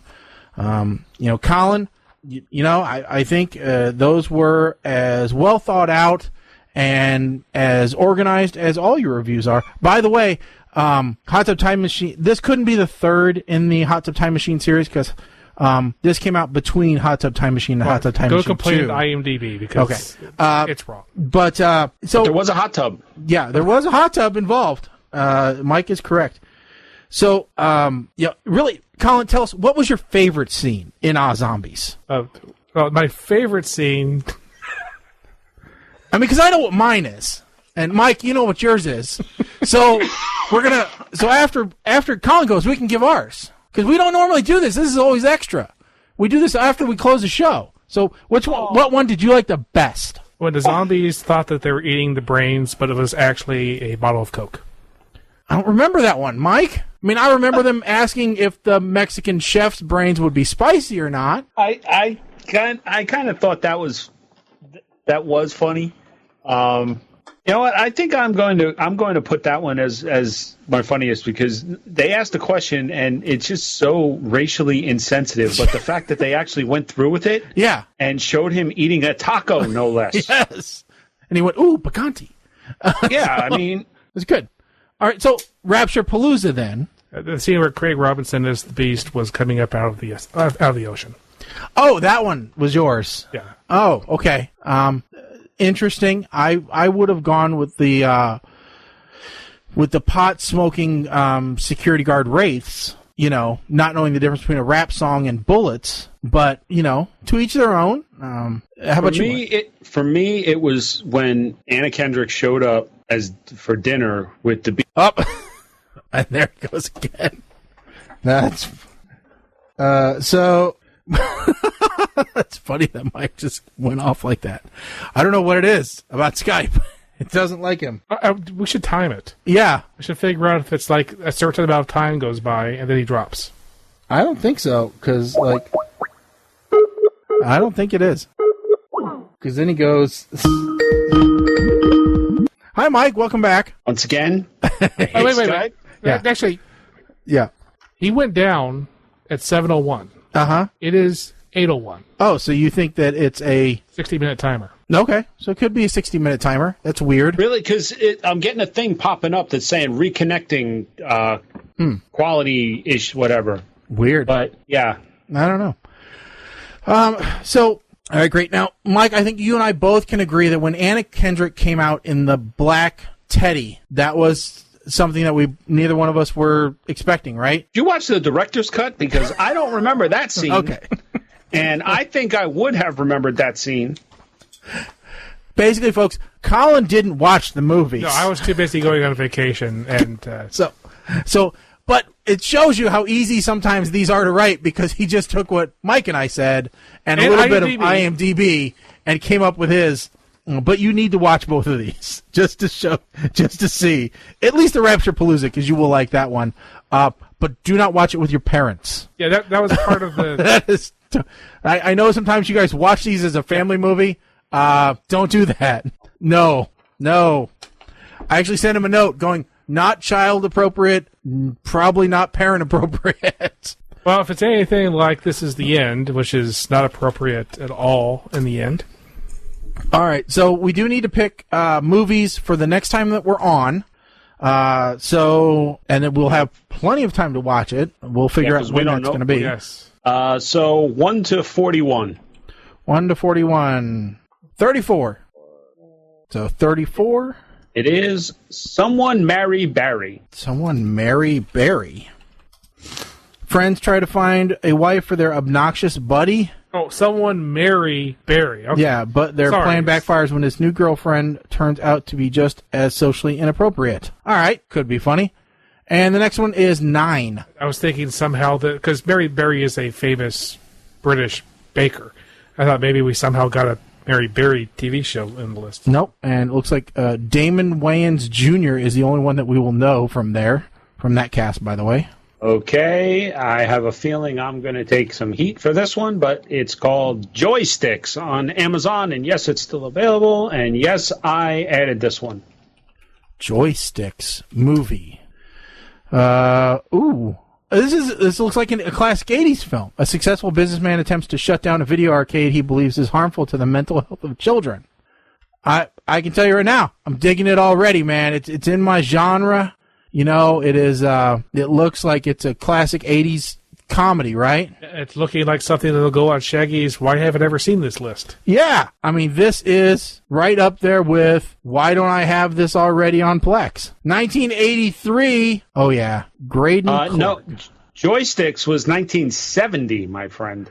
Well, it said 1983. 1970, really? We have a different joysticks? More fun than games? Do I have the right description? I'm pasting you the actual link. Okay. That is more fun than games. When concerned parents try to shut down a local video emporium, a group of hardcore gamers battled to save the arcade. Gary Clark, Graydon Clark. Yes, that's it's the same one. Yeah, I think they've got the date wrong on this. Yeah, it was definitely 1983. Yeah, because the review says fun arcade-themed fluff from the 80s. Okay, that's a review. Yeah, but I'm pretty sure, looking at the clothing and everything else, I'm pretty sure it's the 80s. It was released 4th of March, 1983. Okay, then IMDb has it wrong. No, that's what I'm seeing IMDb. I think Amazon's copy of IMDb is wrong. Well, Amazon owns IMDb, so. Now, we may want to... I'm seeing something that this the streaming version may have a video quality issue. Okay. Well, let's check it real quick here. Yeah, looks like a typical 80s movie to me. Looks all right.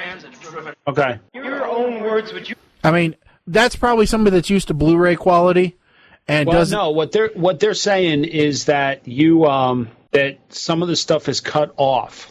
Like some of the titles and what have you. Oh, I don't know. From a version cuts off some of the opening titles on the sides. Now this was from a review from last year, so maybe they fixed it. They may have fixed it. I don't know. It looks plenty fine to me. So yeah, no, it looks good to me. So yeah, a 1973 game about an arcade. They basically just have Pong. True. Okay. All right, folks, thanks for listening, tuning in, and potentially watching the show. We always enjoy everybody chiming in, letting us know what you're thinking about the show. So don't forget, even if you're listening to this on delay, you can always send us a Facebook message, Twitter, Instagram post, whatever it is. Email us, show@ptrradio.com. Send us a text message. We're good for that. All that stuff's available after the show, whether you're listening to this on podcast or whatever. Don't forget, sign up for the podcast so that you never miss a show. Just go to ptrradio.com. Got all the subscription links there. Makes it really easy to subscribe using iTunes, Stitcher, Android, podcast player, whatever you want. I use Podcast Addict, but you don't have to. There are over 690 people that do, though, so why don't you? With that said, though, we're not sure when our next show will be back. 3 to 4 weeks, maybe. I don't know. Mike and I might pop on sometime, so make sure that you pay attention to our Facebook feed. And if you see us on, make sure that you say hi. So we're probably looking at maybe like the 3rd or so, possibly, or the week after. So the 3rd or the 10th is probably when we're looking at being back on the air. So, one of those two. And then, don't forget, I'm going to try to do some on the road agains. I don't know how well that's going to go over with the wife in the car. But you never know. So keep an eye out for those on the podcast feed. Those will only be on the podcast feed. So thank you to everybody who sent in suggestions. Always looking for more of those. So with that said, folks, again, PTRradio.com is your source for everything about the show. My name's Shaggy. I'm Colin. I'm Mike the Ape Man. Stick a fork in us, folks. We are done. Later.